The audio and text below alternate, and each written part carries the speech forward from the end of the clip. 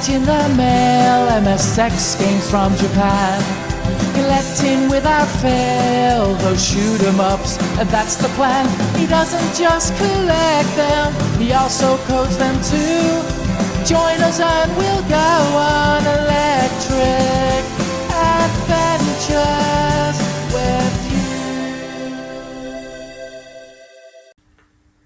Hey YouTube, Electric Adventures here. Slightly different angle because we need to fit this box in, and me with the Spectravideo shirt on this time, not the MSX shirt. So this is the original model of the Spectravideo that was released, the SV-318. It was the second computer that I had at home. The first computer that I had was a TI-99-4, not a 4A, a 4. And I unfortunately don't have one of those, otherwise I probably would have started this look at some of my old systems then. But obviously the Spectravideo holds a lot of nostalgic memories for me. It's where I first really learnt how to program and produce my first games. And this was the sort of bundle that you got back in the day. We'll zoom in and we'll actually unbox this. It's obviously not in fantastic condition. You had the tape player that you got with it as a bundle, and the system. Let's turn this around. Once again, the packaging's faded and not in very good condition, and I will give close-ups of these a bit later. You also had the system there. You had a few peripherals, a super expander disk drive, graphics tablet, memory expander cards, and all this information on the back here. The machine is sold in Australia for $299, but my very generous boss back in the day let me have my bundle for $199, which made up my mind in the end. At the time, after having my TI-99-4 for a while, I realised that I needed a better system. I needed a system that could do more, because the 4 was really limited, uppercase characters. I only had a normal basic. I was supposed to get advanced basic with it, and I just couldn't get anything else for it. So I sold that, and with that money, I had a look around. At the time, my options were a VIC-20 with an 8K memory card, and I could get that, I think, for around $250. A Micro B, which was an Australian built machine, but that was only the black and white model, and that was $299. There was the Sega SC-3000 as well to choose from, but that was also $299. And then there was the Spectravideo, which was sold by the place I worked at, only part-time. At the end of the day, that discount from my boss, and I really did like the machine and the games that came with it.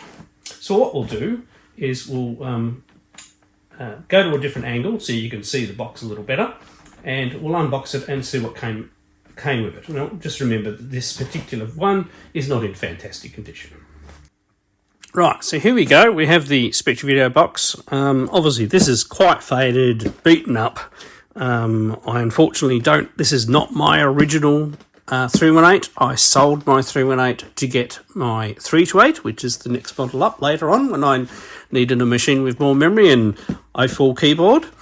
I managed to get this one. It was missing the little red joystick, but I do have a 3D printed replacement in here, so you're sort of going to get the feel.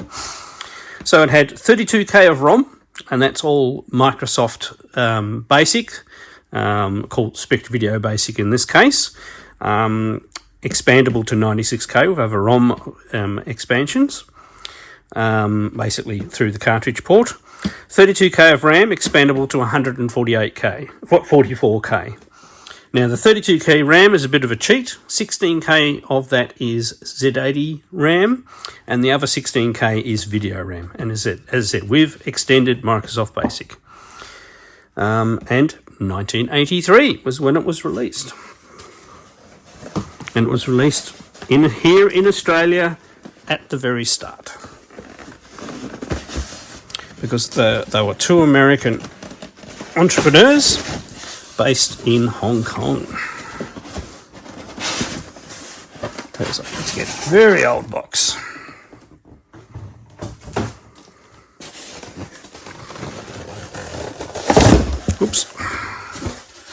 Okay, so they printed the Spectravideo logo in their polystyrene. Obviously this polystyrene has had a long life. And then we have the unit itself. Yes, it has a rubber keyboard. It has graph symbols built into the ROM, so that was actually very good. Directional pad, which doubles as a joystick. The rubber keys actually have a reasonable amount of travel, so they're not as bad for a rubber keyboard as you think. So they're not as spongy as, say, like the Sinclair Spectrum. Now, you also got two joysticks. Now, this is a 3D printed replacement from a friend of mine. I think he printed it in black and then painted it red. That goes there. And there is a 3D model of this available because it's the number one thing that goes missing with these things. So on top we have a cartridge port, which allows you to have up to 64K ROM cartridges. You have a power supply. I'm not sure how much this is going to stick to the polystyrene. It's been in there for a little while. Now this is an AC power supply. So obviously this is an Australian version, so 240 volts at 50 hertz, 35 watts in, and out is 16 volts AC and 9 volts AC, and then there is a AC to DC conversion done inside the machine. So it's actually, in a way, quite well done electronics. Also, you have an RF modulator. So you have a 5-pin DIN going to the modulator. That also does mean that there's actual proper video coming out the back here, so you can, with the appropriate cable, plug this in, to a monitor rather than a TV. And you've got a channel select switch down there. So getting the unit out. It's quite a neat looking unit. On this side we have two joystick ports, an on-off switch, and that's where the power cord goes in. Coming around we have an expansion slot, and we'll talk more about that a little later. A tape interface that is powered, so it powers the tape player and has full control over it. And then we've got our AV out. On the other side we have nothing. So let's have a look at the bottom. So this is serial number 13794. So made in Hong Kong, and obviously PAL. GCC passed. No stickers over the things.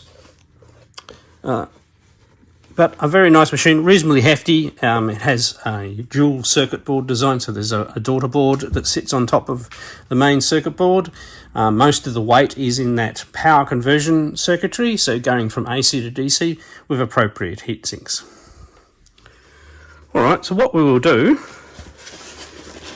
we'll look at one more thing, one more essential thing that came with it, that you got in your bundle, was the SV-903 data cassette. Now this one, they had two models. They had a later model of this that simplified things. This one actually has, you could record audio on a second track with things. So we're quite into that at the time. So it has a microphone for recording that audio. And these are a very solid tape unit. And obviously, other than belts degrading, they actually are a very reliable unit. Now this one, once again, came with this other one, has obviously been in storage where there were mice, which is why the end of the polystyrene on the other one is a little worse for wear as well. I'm trying to open the wrong end. Once again, they had branded polystyrene. Oh, there's actually a tape in the tape player.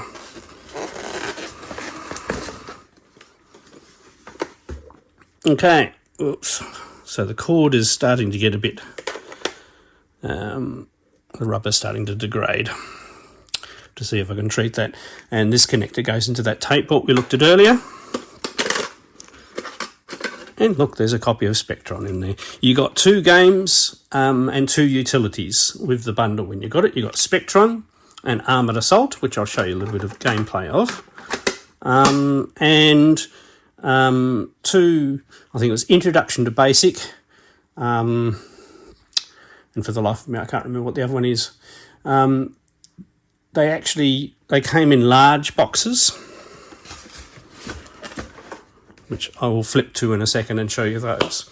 So, all right, that's the initial hardware. Let's set it up and have a bit of a play with it, and I'll show you some of the software that came with it. Right, so I have the Spectravideo fired up. I am cheating a little bit. I'm using a Mark II, just because they're a little bit more reliable, and I can just hook up a normal AV cable. I don't have an AV cable for the Mark I around at the moment, because I haven't used it for a very long time. They are identical, except the Mark II has a single circuit board. They've cut it down, and a little bit more reliable to keep going. And other than that, everything is exactly the same. So this is what you get when you fire up the machine to start with. The white bits down the bottom are what the function keys will do when you press them. And if I hold shift down, they have a second lot of commands. So you have up to 10 commands that are already there. So we might as well do the standard test. So you had upper and lowercase letters. Ooh, space bar.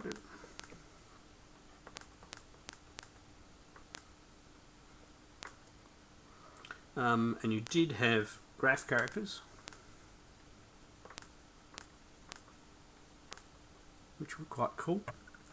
I actually made a card game using those. It's one of my titles I didn't port across to the MSX, because the MSX doesn't have these this extra parts of the character set programmed into it.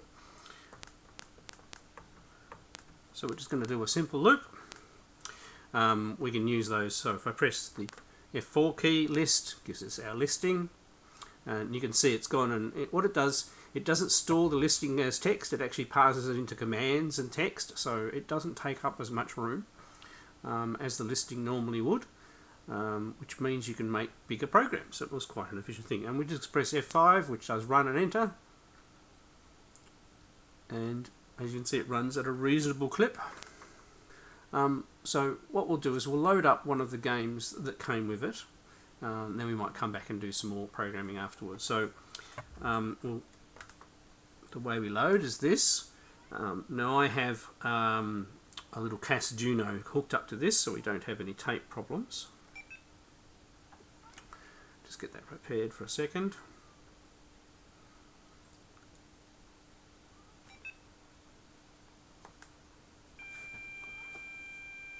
Okay, so this loads a little loader program first.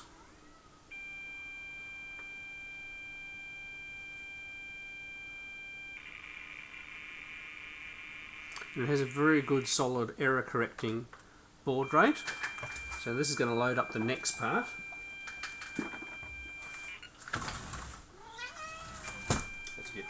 Get interrupted by a cat. And also, because the Spectravideo 318 only has 16K of main RAM, which you have about 12.5K free. By the way, the cat is joining this video whether I like it or not. It had a special mode where it could load what was on the tape into video RAM. And this is what both the two machine code games that you got with the system did. They loaded all of their game code and graphics into video RAM, and then had a program to take the game code and put it into normal RAM and then run it. Thus giving the machine more memory. So what you're seeing here is raw, data coming in and being loaded into the video RAM.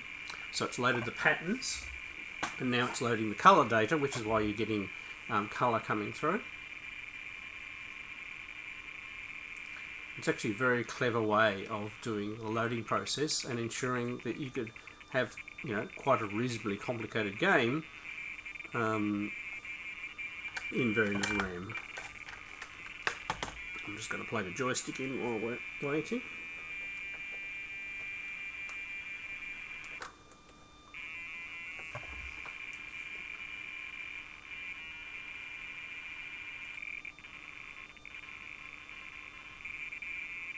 I do apologise, my capture device, the output on the screen is rock solid, but the my capture has a little bounce in the sync, I suppose. So this is Spectron, 1983. They also released this on a cartridge for the ColecoVision later. Not much later, but later.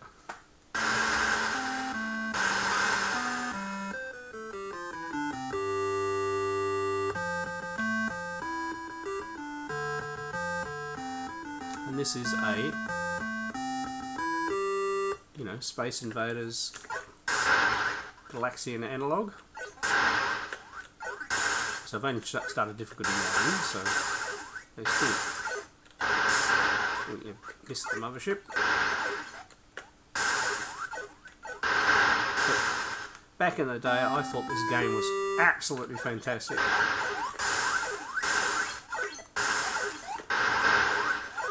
Oh.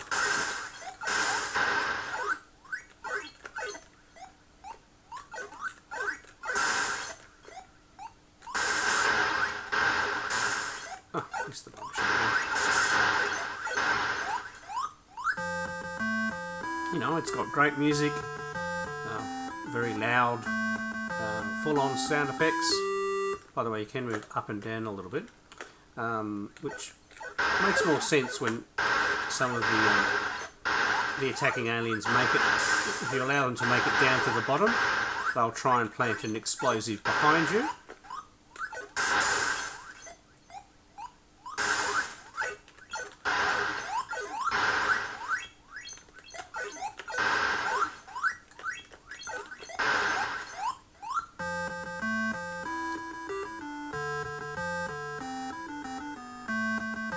And as you can see, it's got several different waves and things.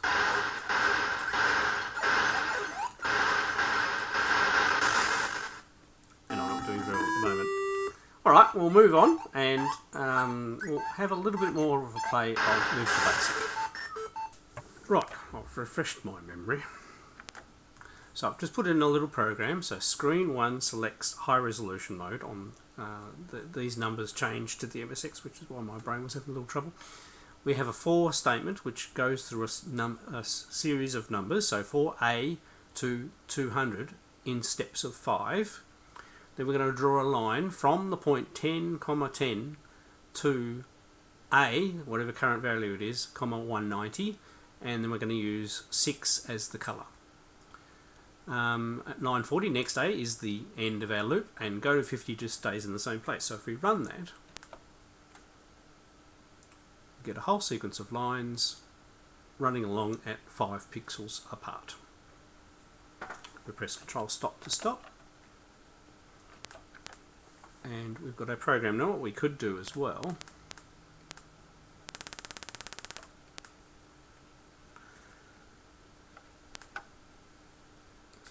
keys is not working very well.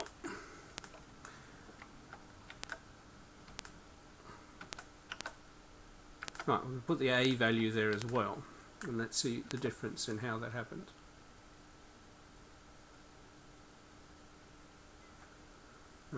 Not quite what I was expecting.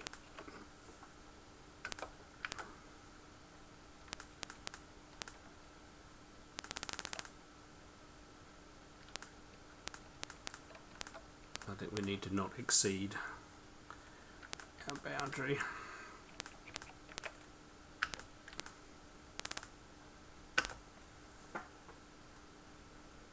Oh, the line's getting longer and longer, and then, yep, okay. Yes, it is doing what I'm telling it. Of course, it is a computer. It is just obeying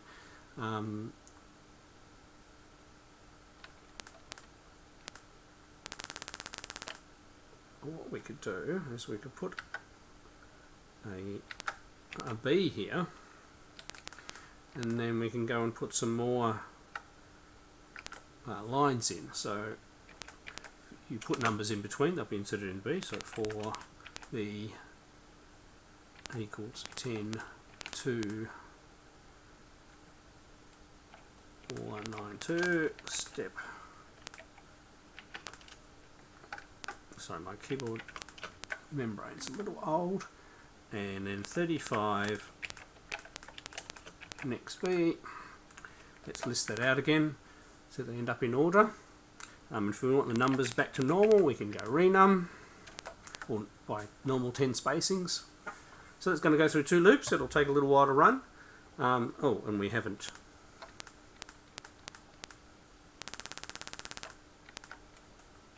I mustn't have pressed enter on that. That'll use B for that value. Let's see what happens to our graphs now.